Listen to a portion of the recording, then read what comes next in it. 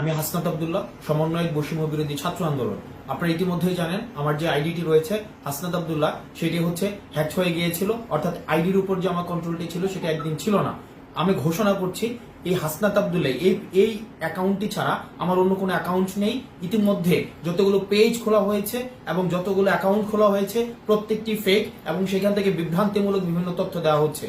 আমি আবার পুনরাবৃত্তি করছি, এই যে আন্দোলনটি হচ্ছে এটি ছাত্র জনতার আন্দোলন, এটি সমাজের প্রত্যেকটি শ্রেণী পেশার মানুষের আন্দোলন। এখানে আমাদের বিভিন্ন সিগনেচার নকল করে সেখানে বলা হচ্ছে আমরা নাকি আন্দোলন প্রত্যাহার করেছি।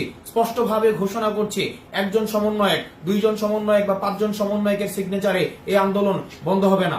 এটি ছাত্র জনতার আন্দোলন। ছাত্র জনতা হচ্ছে এই আন্দোলনের গতিপথ নির্ধারণ করবে এবং তারা যখন চাইবে, তারা যখন মনে করবে যে আন্দোলন বন্ধ হওয়ার সময় আসছে, তারাই তখন সিদ্ধান্ত নিবে এই আন্দোলন কখন বন্ধ হবে। আমি হাসনাত আব্দুল্লাহ যদি কখনো আপনারা দেখেন আমি ঘোষণা দিয়েছি আন্দোলন বন্ধ করার, ধরে নেবেন সেটি আমার নিজের কোনো বক্তব্য না, সেটি জোর করে সেই বক্তব্য দেওয়ানো হচ্ছে।